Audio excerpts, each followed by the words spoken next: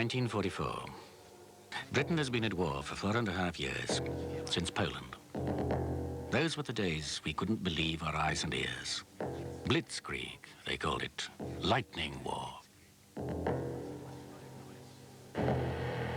We were no match for Germany.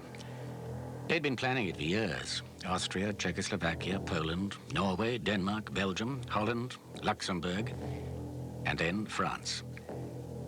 They chased us out of France, Dunkirk.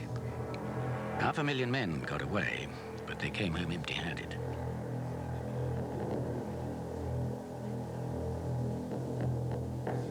On the continent, what wasn't in Hitler's hands was in his pocket, or neutral. Most people thought it would be our turn next. But Hitler couldn't beat us in the air, the Battle of Britain. So he turned on Russia and left us to stew.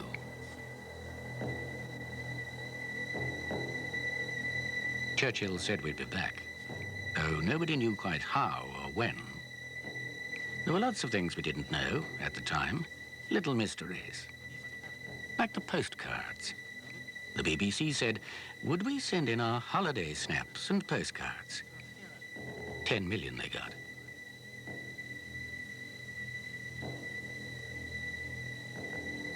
What they were looking for was Normandy. They wanted to know what the beaches were like and the little towns along the coast. We were going back.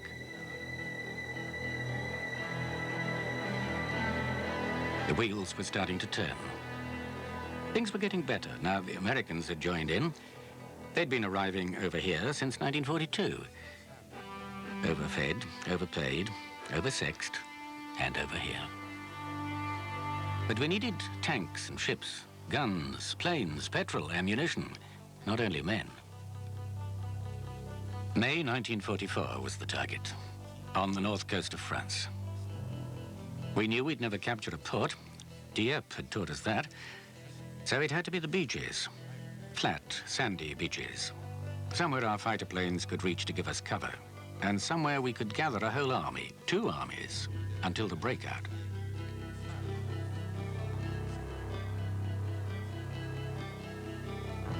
We needed command of the air, or the Germans would sink us in the channel. We also needed to keep them guessing where we'd land, or they'd wipe us out on the beaches.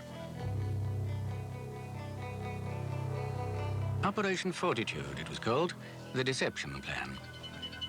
Dummy armies, false wireless messages, radar interference, double agents, a score of tricks. All to throw them off the real scent, Normandy.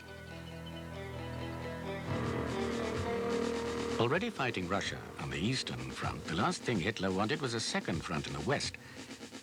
So all along the coast, from Holland to the Bay of Biscay, he built the Atlantic Wall to keep us out.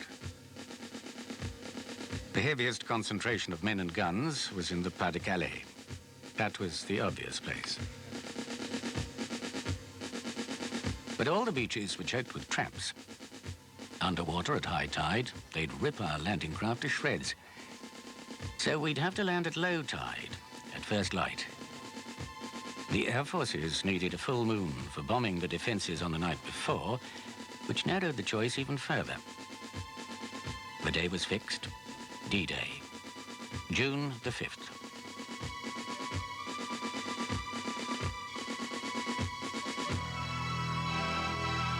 General Morgan had spent months planning an invasion, rehearsals, funny tanks, commando raids, the RAF photographing their beaches, that sort of thing. But in the end, the top job went to an American. There were more of them. General Eisenhower.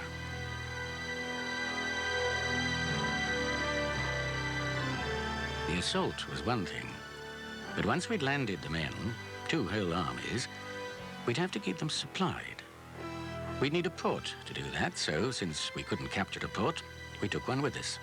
2, in fact. One for the Americans and one for ourselves. Getting us over there was the Navy's job, Operation Neptune. The assault ships set sail on Sunday the 4th, but Eisenhower had them all called back on account of the weather, which was awful. But one of those brighter intervals was on its way, so we set off again the next day. D-Day would be Tuesday the 6th of June, 1944.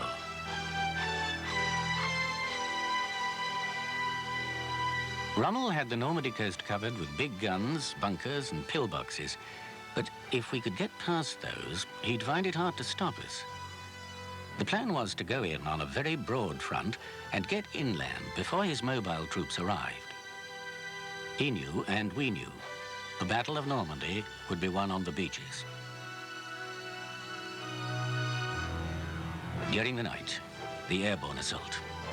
15,000 Americans in the west and 8,000 British in the east to prevent the Germans attacking our flanks or demolishing the bridges.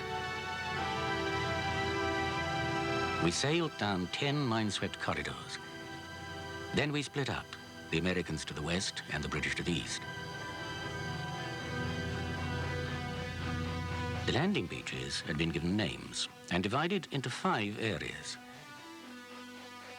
Utah and Omaha for the 1st US Army, Gold, Juno and Sword for the 2nd British.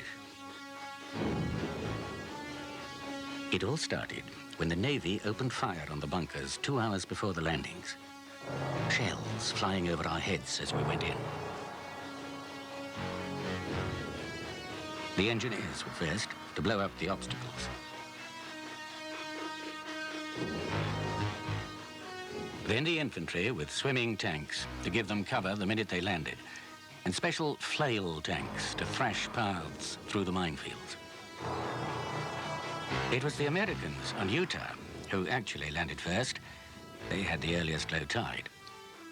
But they were swept off course and landed a mile or so to the south of their area where the beach defenses were lighter.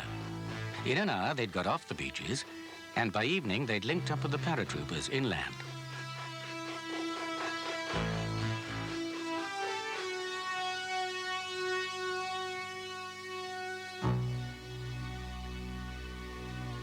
On Omaha, it could hardly have been worse.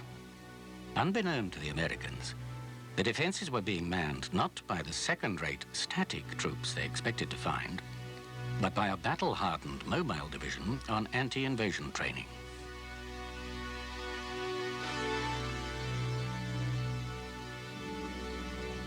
The Americans had turned down our offer of British specialized armor, and when half their amphibious tanks sank on the run-in, they found themselves unable to breach the sea wall.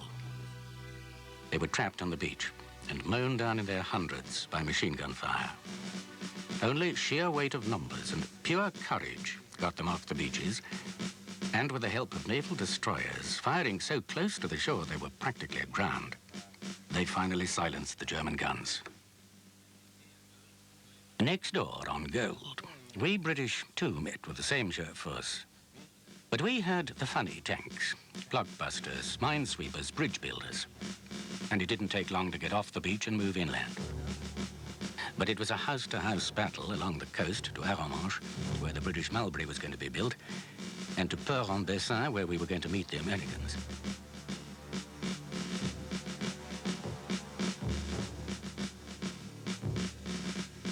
On our left, it was the Canadians and the Marines on Juno. But they had a hard time landing. For a start, they were held up by bad weather and lost a lot of their landing craft when they hit the obstacles which were underwater by the time they reached the beaches. Nonetheless, they did get ashore and raced inland towards Caen. At the eastern end, the British were going ashore on Sword. It looked quiet at first, but the Germans were dug in behind the sand dunes and hiding in houses among minefields along the beach road. By 9 o'clock, they'd got across the road and were heading inland. But they hadn't joined up with the Canadians, and the Panzers tried to split them up. It was the only real counterattack made on D-Day, but they couldn't sustain it. They pulled back, and we plugged the gap.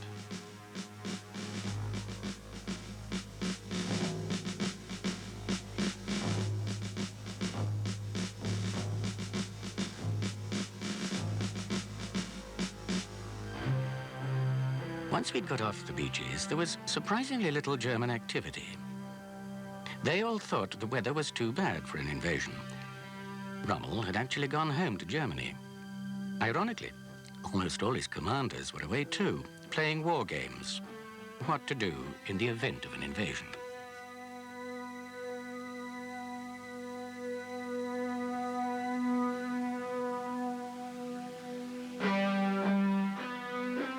So none of them got a clear picture of what was happening. The deception work had confused them, but they were also puzzled by the patchy airborne drop. There were paras all over the place. The Germans just refused to believe this was the real invasion. In fact, they thought it was all a diversion and went on the alert up at Calais.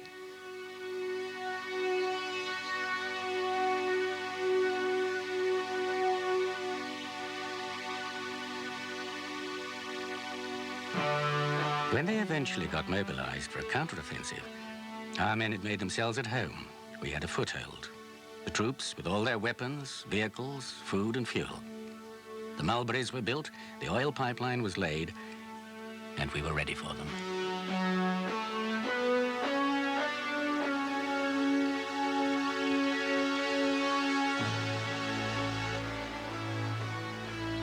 After 18 months planning, we'd done it.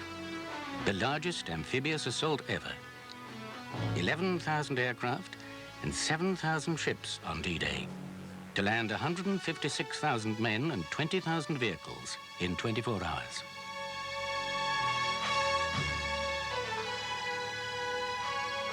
By the end of the day, June the 6th, the second front was up and running, 80 kilometers long and in some parts 8 kilometers deep, although there were still places where we'd hardly got off the beach.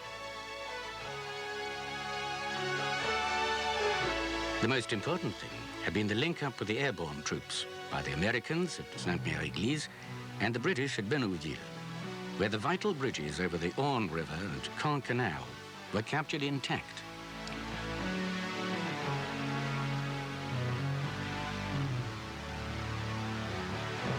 The Battle of Normandy had started, and it was the beginning of the end for Nazi Germany. While the British and Canadians soaked up the German counteroffensives on the eastern flank, the Americans broke through in the west, first cutting off the Cotentin Peninsula and then cutting off Rommel's armies. Back on the beaches, men, vehicles and stores were being landed continuously to reinforce the bridgehead. By the end of August, 2 million men, 500,000 vehicles and 3 million tons of stores had been shipped in.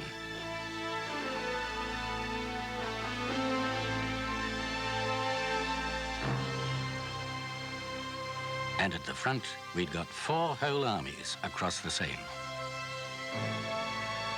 Almost 900 years before, William the Conqueror's historic cross-channel assault was commemorated by Queen Matilda's famous Bayeux tapestry.